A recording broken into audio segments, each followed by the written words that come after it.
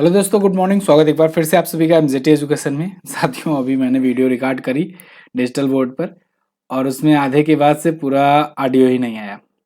Telegram पर मैंने आपको भेजा हुआ है। एडिट करने बैठे जब तो पता चला कि इसमें ऑडियो ही नहीं आई हुई है। तो अब मजबूरन दोबारा डिजिटल बोर्ड ऑन करके जाकर पढ़ाने का मन ही नहीं कर रहा है। इसीलिए, लेकिन ज़रूरी भी है ये देना भी, इसीलिए मैंने कहा कि चलो पीपीटी मोड में दे देते हैं। तो 12 फरवरी आज है और आज की करंट अफेयर में हम लोग 12 फरवरी को कवर करने वाले हैं। कल से फिर से आपको डिजिटल बोर्ड पर ही मिलेगा और शुरू करते हैं। सबसे पहले रिवीजन करेंगे कल का। कल हम लोगों ने पढ़ा था विश्व दलहन दिवस 10 फरवरी को मनाया गया और नवाब सलाम ये लेबनान के नए प्रधानमंत्री बन गए हैं।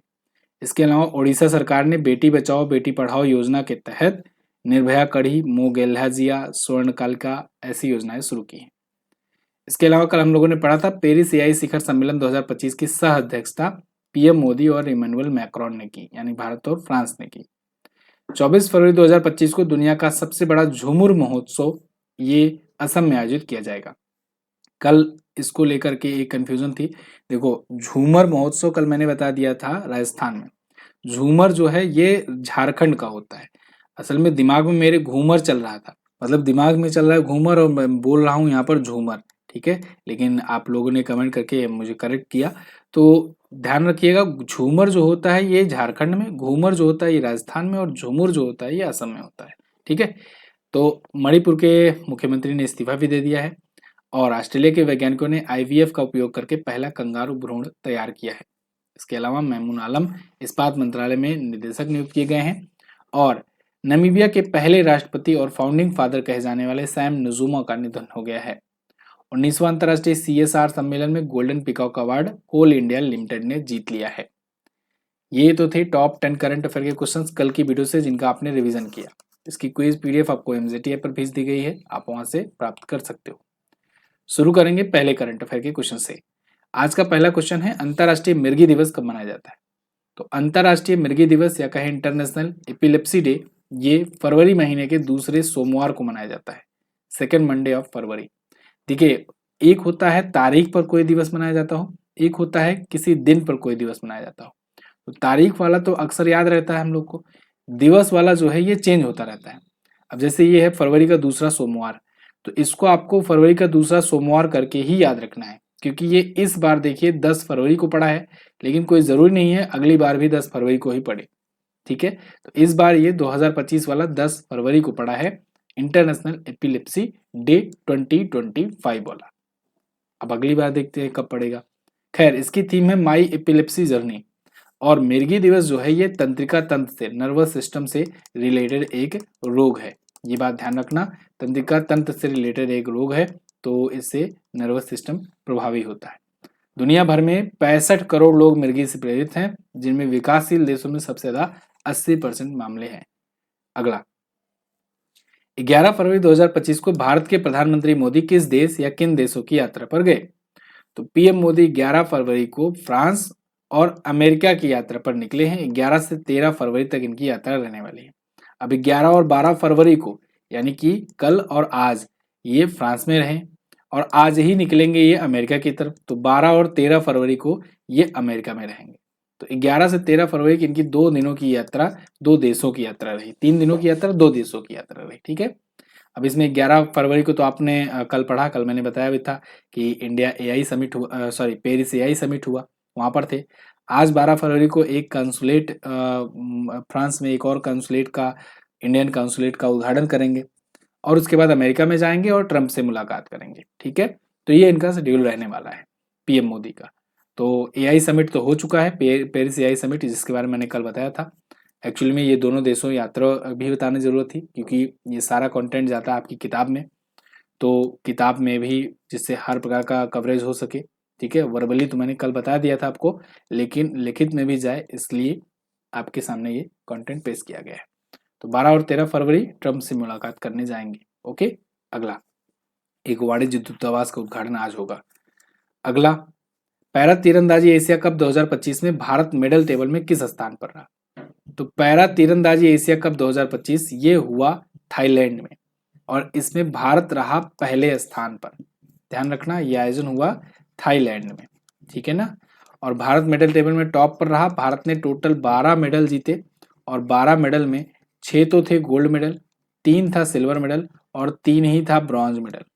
टोटल 12 मेडल के साथ भारत रहा टॉप पर। यहाँ पर टेबल आप देख सकते हो, ये है भारत की रैंकिंग। दूसरे स्थान पर होस्ट रहा यानी कि थाईलैंड रहा और उसके बाद इंडोनेशिया वगैरह था, एशियन कंट्रीज हैं। ध्यान रहे ये पैरा आर्चरी है यानी कि पैरा तीरंदाजी है, पैराथलीट होंगे और तीरंदाजी के खिलाड़ी होंगे। अगला, बांग्लादेश ने हिंसा से निपटने के लिए कौन सा ऑपरेशन शुरू किया? तो बांग्लादेश ने अपने देश में हिंसा से निपटने के लिए अभी ऑपरेशन डेविल हंट चलाया है। एक्चुअली में बांग्लादेश में जो अभी वर्तमान में जो अध्यक्ष बने हुए हैं ना, मोहम्मद यूनुस, ये इनकी ये तस्वीर पता नहीं कौन लगा देता है, हर वेबसाइट पे आपको ये मिल जाएगी रोते हुए। खैर, ये अभी डरे हुए हैं। क्यों डरे हुए हैं? क्योंकि ये जिसके इन्फ्लुएंस में आए थे, यहाँ सत्ता पर पाए थे ना, जो बाइडेन के इन्फ्लुएंस में, वो जो बाइडेन जा चुके हैं। तो जब पिताजी चले गए हैं तो फिर बेटा को थोड़ा सा इनसिक्योरिटी फील होगी। अब आ गए हैं ट्रम्प और ट्रम्प से इनका मतलब 36 का आंकड़ा है। ट्रम्प इनको सेटते नहीं है बिल्कुल। अब इनको आ रहा है डर। और उधर शेख हसीना जो है ये थोड़ा सा एज पा गई हुई हैं और उनकी जो पार्टी है अवामी लीग, उनकी पार्टी के कार्यकर्ता फिर से एक्टिव हो रहे हैं और प्रोटेस्ट वगैरह शुरू कर रहे हैं। ऐसे में इनको डर है कहीं जिस प्रकार से हम प्रोटेस्ट करवा करके, दंगे करवा करके शेख हसीना को भगाए थे, सत्ता कब्जा लिए, ऐसे कहीं हमारे साथ ना हो जाए, क्योंकि भाई प्रक्रिया तो तुमने ही शुरू की है। तो ऐसे में इन्होंने ऑपरेशन डेविल हंट शुरू किया है जिससे कि वो दंगे वगैरह रुकवा सकें। खैर, शेख हसीना पिछले साल 5 अगस्त को 2024 को अपना देश छोड़ करके भारत में आ गए हैं, तब से यहीं पर हैं और भारत की ही शरण में है और वहाँ पर अभी भी चीज़ें चल रही हैं। बांग्लादेश की राजधानी ढाका होती है, मुद्रा टका होती है। अभी ई बुक का मैंने PDF दिया है कल टेलीग्राम पर, ठीक है ना, टेलीग्राम ग्रुप भी ज्वाइन कर लो। टेलीग्राम पर मैंने आपको सैंपल PDF दिया है, जा करके देखना। इसमें 19-20 पेज का सैंपल पेज है। टोटल हमारी जो ई बुक होती है वो 140 पेजेस की है, ठीक है। बाकी जितने भी लोग प्रोवाइड कर रहे हैं कंटेंट ई बुक 20 रुपए में, उनमें और हमारे में जमीन आसमान का फर्क है। मतलब आप सोचो कि जो लोग बाकी लोग इस करंट अफेयर सेगमेंट में ई बुक लॉन्च कर रहे हैं, वो लोग क्या करते हैं ना, डेली करंट अफेयर वाला यही PPT का सारा क्वेश्चन एक्सप्लेनेशन A4 साइज में उठा करके कॉपी पेस्ट कर दे रहे हैं केवल। हमारे में आपको चैप्टर वाइज डिटेल एक्सप्लेनेशन के साथ प्रश्नोत्तर माध्यम मिलेगा, ग्राफिक्स मिलेगा, चार्ट्स मिलेंगे, इमेजेस मिलेंगी और टेबल कंटेंट, ट्रिक्स, इसके अलावा बहुत सारी चीज़ों के साल भर कंटेंट। मैंने सैंपल भेजा, आप जाकर सैंपल पढ़ के देखना। मैं आपसे कहूँगा आप सबकी एक बार ई बुक लेकर के देख लो, एक बार आप थोड़ा सा खर्च कर लो। आप पढ़ाई पर इन्वेस्ट कर रहे हो, एक बार खर्च करो। तो एक बार आप सबकी ई बुक लेकर के देख लो और हमारी ई बुक लेकर के देख लो, आपको जमीन आसमान का फर्क दिखेगा। आपको ये सेगमेंट में 149 रुपए में के टक्कर की ई बुक है जो मैं 20 रुपए में दे रहा हूँ, महीने की मंथली ई बुक की मैं बात कर रहा हूँ, ठीक है। तो आप जाकर के एक बार कंटेंट देखिएगा तो आपको खुद ही अंदाजा लग जाएगा। हिंदी और इंग्लिश दोनों में अवेलेबल है। इसके अलावा हम लोग बुक भी प्रोवाइड करते हैं। देखो, हम लोग जो भी चीज़ें शुरू करते हैं, बहुत सारे लोग उस चीज़ को कॉपी करके स्टार्ट करते हैं। हम लोग ई बुक 2018 से लॉन्च कर रहे हैं, किताब अपनी 2021 से लॉन्च कर रहे हैं। अब आपको बहुत सारे करंट अफेयर के सेगमेंट में देखने को मिल जाएंगे जो ई बुक ला रहे हैं, किताबें ला रहे हैं, ठीक है, या ऐप ला रहे हैं। ऐप अपना 2019 से बन रखा है। तो फर्स्ट मूवर को एडवांटेज तो होता है। क्या एडवांटेज होता है? उनके पास एक्सपीरियंस होता है, अनुभव होता है कि कैसे अपने कंटेंट को दिन प्रतिदिन बेटर करते जाएं। तो उस मामले में तो हम लोग काफ़ी आगे निकल चुके हैं। मैं ये नहीं कह रहा हूँ कि किसी और का अच्छा ही नहीं है, जो भी है सबके अपना अपना वो है, लेकिन मैं ये जरूर कह रहा हूँ कि जो कई सालों से, कई बार से लॉन्च कर रहा है, उसके पास कहीं ना कहीं एक्सपीरियंस का एडवांटेज मिलता है कि स्टूडेंट को क्या चाहिए होता है, स्टूडेंट को क्या अच्छा लगता है, स्टूडेंट के लिए क्या अच्छा है, क्या एग्जाम में बैठता है क्वेश्चन। यही कारण है कि 100% क्वेश्चन मैच कराने का दावा करके मैं आपके सामने किताब और ई बुक पेश करता हूँ। बाकी ये बताना भी मेरे लिए ज़रूरी है। वैसे बताना मुझे अच्छा नहीं लगता, लेकिन बताना ज़रूरी है क्योंकि बहुत सारे स्टूडेंट के मन में डाउट्स होता है, ठीक है। बाकी आपका विचार है, आप जा करके कोई भी लेकर के चेक करके एक बार जरूर देखिए। चलिए अगला क्वेश्चन। 11 फरवरी 2025 को कहाँ पर भारत ऊर्जा सप्ताह 2025 शुरू हुआ? तो भारत ऊर्जा सप्ताह 2025 ये शुरू हुआ यशोभूमि, नई दिल्ली में। यशोभूमि जो है ये एशिया का लार्जेस्ट, ध्यान रखिएगा, एशिया का लार्जेस्ट ये कन्वेंशन सेंटर है। आपको अगर याद होगा तो भारत मंडपम था, ये भी नई दिल्ली में ही है, यहाँ पर हम लोगों ने G20 होस्ट किया था। लेकिन जब G20 होस्ट किया था तब यशोभूमि बन रहा था, और उसी टाइम मैंने बताया था कि यशोभूमि जो बन रहा है ये एशिया का सबसे बड़ा है। अभी भी बन ही रहा है यशोभूमि, मैक्सिमम पार्ट इसके बन गए हैं, लेकिन अभी कुछ हिस्सों पर अभी काम चल रहा है। तो ये एशिया का सबसे बड़ा कन्वेंशन सेंटर है, और भारत मंडपम ये नई दिल्ली में ये भी है, और ये G20 होस्ट किया था। ठीक है, G20 2023 में जब भारत ने मेजबानी की थी तब।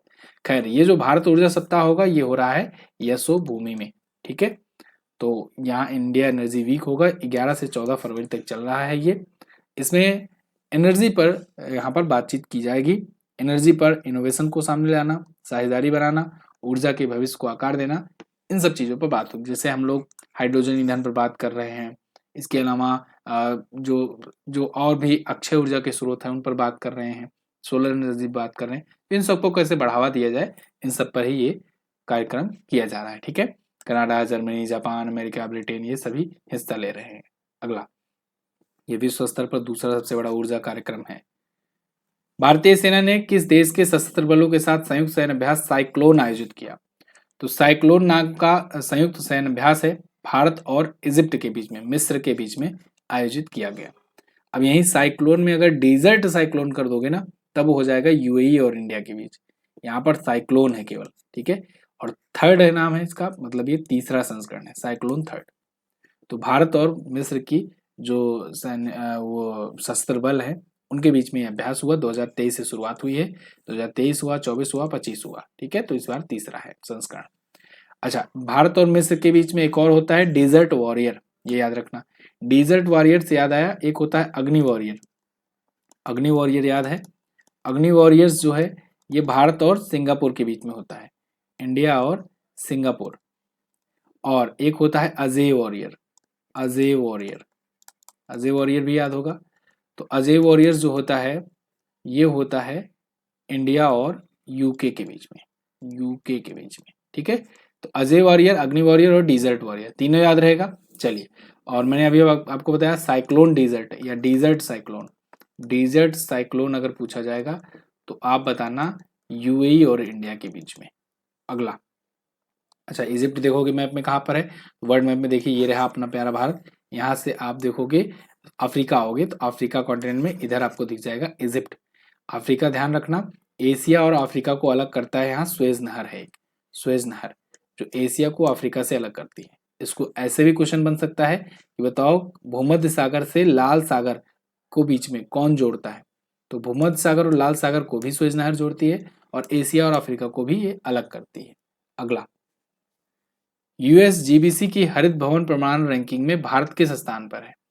तो यूएसजीबीसी की ग्रीन बिल्डिंग काउंसिल रैंकिंग में, ग्रीन बिल्डिंग सर्टिफिकेशन रैंकिंग में भारत है तीसरे स्थान पर। भारत इस बार भी तीसरे स्थान पर है। पहले स्थान पर चाइना है, सेकंड पर स्थान पर कनाडा है, और थर्ड पर है इंडिया। तो इस रैंकिंग में इंडिया लीड ग्रीन बिल्डिंग में तीसरे स्थान पर एक बार फिर से आ गया है, पिछली बार भी था। ठीक है, भारत 370 परियोजनाओं को लीड प्रमाणन सर्टिफिकेट पाया है 8.5 मिलियन वर्ग मीटर के लिए। अब देखो, इसमें ग्रॉस स्क्वायर मीटर यानी जीएसएम के हिसाब से ही एरिया तय किया जाता है। तो चीन में सबसे ज्यादा 25 मिलियन ग्रॉस स्क्वायर मीटर के साथ ये टॉप पर है, ग्रीन बिल्डिंग यहाँ पर है, और दूसरे स्थान पर कनाडा है, तीसरे पर भारत है 8.5 million. US green building council के द्वारा जारी किया जाता है। अगला, हाल ही में आईसीसी ने किस देश के क्रिकेट बोर्ड के साथ मिलकर डोनेट ऑर्गन सेव लाइव्स नामक जागरूकता अभियान चलाया? तो आईसीसी ने अभी बीसीसीआई के साथ मिलकर के डोनेट ऑर्गन सेव लाइव्स नामक जागरूकता अभियान चलाया है। डोनेट ऑर्गन्स मतलब, ऑर्गन मतलब अंग, तो अंगदान के प्रति अवेयरनेस फैलाने के लिए आईसीसी ने शुरू किया है। आईसीसी के चेयरमैन जय शाह ने इसे शुरू किया हुआ है। ठीक है ना, और ये अभी जो आज मैच खेला जाएगा ना भारत और इंग्लैंड के बीच में अहमदाबाद में, उसी मैच में इसको शुरू किया जाएगा। अहमदाबाद में है नरेंद्र मोदी स्टेडियम, ये याद रखना। नरेंद्र मोदी स्टेडियम दुनिया का सबसे बड़ा क्रिकेट स्टेडियम है। ठीक है, और ये पड़ता है सरदार पटेल स्पोर्ट इनक्लेव के अंतर्गत। तो आईसीसी के बारे में अगर बात करें तो इंटरनेशनल क्रिकेट काउंसिल है, 1909 में स्थापना हुई थी, दुबई में हेडक्वार्टर है और इसके अध्यक्ष हैं जय शाह। अभी जोयो फलार्डिस ने सीईओ पद से इस्तीफा दे दिया है। बीसीसीआई की बात करें, इसकी स्थापना 1927 में हुई थी। इसका हेडक्वार्टर मुंबई के वानखेड़े स्टेडियम में है और इसके अध्यक्ष हैं रोजर बिन्नी, स्टुअर्ट बिन्नी के पापा। ठीक है, चलिए अगला क्वेश्चन, किस भारतीय खिलाड़ी ने ओडीआई क्रिकेट में दुनिया का दूसरा सबसे ज्यादा छक्का लगाने का रिकॉर्ड बनाया? तो ओडीआई यानी वनडे इंटरनेशनल क्रिकेट में दुनिया के दूसरे सबसे ज्यादा छक्के लगाने का रिकॉर्ड बना दिया है रोहित शर्मा ने। रोहित शर्मा ने क्रिस गेल का रिकॉर्ड पीछे छोड़ दिया है। क्रिस गेल और रोहित शर्मा ये दोनों ही 331 छक्के पर रुके हुए थे। अब रोहित शर्मा ने पिछले मैच में मार दिए 7 छक्के, इस वजह से ये 338 हो गए। और अभी देखो इंटरेस्टिंग बात ये है कि इन तीनों में ना ये दोनों रिटायर हो चुके हैं। रोहित शर्मा ही हैं जो अभी भी खेल रहे हैं और अब मात्र देखो 13 छक्के ही पीछे हैं इनसे। तो ये जल्द ही बन जाएंगे दुनिया के सबसे ज्यादा छक्के लगाने वाले खिलाड़ी, रोहित शर्मा। अच्छा, एक और रिकॉर्ड बना, सलामी बल्लेबाज के रूप में भारत के लिए 15,404 रन बना करके सचिन तेंदुलकर का रिकॉर्ड इन्होंने पीछे छोड़ दिया है। सलामी बल्लेबाज मतलब ओपनिंग के रूप में। ठीक है, सचिन तेंदुलकर के नाम सबसे ज्यादा रन था, अब रोहित शर्मा के नाम है। अगला, सभी फॉर्मेट में मिला करके WTA मुंबई ओपन टेनिस का खिताब किसने जीता? WTA मुंबई ओपन 2025 इसको जीत लिया है जिल टीचमैन ने। जिल टीचमैन है विमेन, ठीक है, ये विमेन है, स्विट्जरलैंड की हैं और इन्होंने जीत लिया है मुंबई ओपन। देखो WTA के द्वारा ना इकलौता WTA भारत में मुंबई ओपन ही होता है। मुंबई ओपन भारत में इकलौता है WTA का। WTA कई जगह पर इवेंट कराता है। अच्छा, एक बात और, ये ओपन जान करके आप इसको ग्रैंड स्लैम मत समझ लेना। टेनिस का ग्रैंड स्लैम जो होता है वो केवल 4 होता है। कौन कौन से होते हैं? एक होता है आपका ऑस्ट्रेलियन ओपन, फिर होता है फ्रेंच ओपन, फिर होता है विंबलडन ओपन और लास्ट में होता है यूएस ओपन। लेकिन ये चारों ग्रैंड स्लैम होते हैं, ठीक है, ग्रैंड स्लैम टूर्नामेंट। उसके अलावा बहुत सारे ओपन होते हैं दुनिया भर में, जिनमें से एक भारत में होता है जो कि है मुंबई ओपन, और ये अभी चौथा ही संस्करण था। ठीक है, इसमें 3 से 9 फरवरी तक आयोजित हुआ। महिला एकल का खिताब जिल टीचमैन ने जीता और विमेन्स डबल्स का खिताब एलेना प्रेनेकिना और अमीना असबाग ने जीता। अब इसमें पुरुषों वाला क्यों नहीं दिख रहा है, मेंस डबल्स या मेंस सिंगल या मिक्स डबल्स क्यों नहीं दिख रहा है? क्योंकि ये है WTA मतलब विमेन्स टेनिस एसोसिएशन। अगर पुरुषों वाला होता तो वो होता ATP यानी एसोसिएशन ऑफ टेनिस प्रोफेशनल्स। तो ATP जो टूर्नामेंट होता है ये पुरुषों के लिए होता है और WTA जो होता है ये महिलाओं के लिए होता है।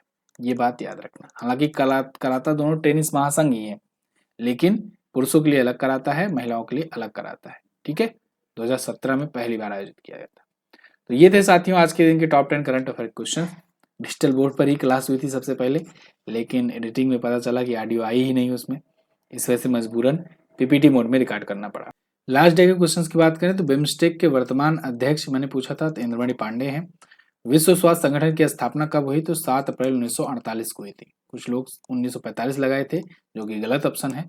1948 को हुई थी 7 अप्रैल को WHO की स्थापना। आज आपको क्या बताना है? आज बताना है महारत्न कंपनी कोल इंडिया लिमिटेड का हेडक्वार्टर कहाँ है। दूसरा क्वेश्चन, निम्न में से कौन सा लोक नृत्य राजस्थान का प्रसिद्ध लोक नृत्य है? अभी शुरुआत में मैंने आपका कंफ्यूजन क्लियर किया है, तो आप लोग इसको डिटेल से लिखिए जिससे बाकी लोग का भी कंफ्यूजन क्लियर हो जाए।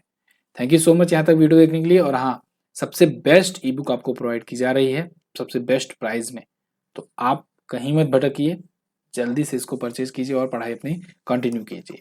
MZT ऐप पर आपको ये मिल जाएगा। Thank you so much. जय हिंद, वंदे मातरम।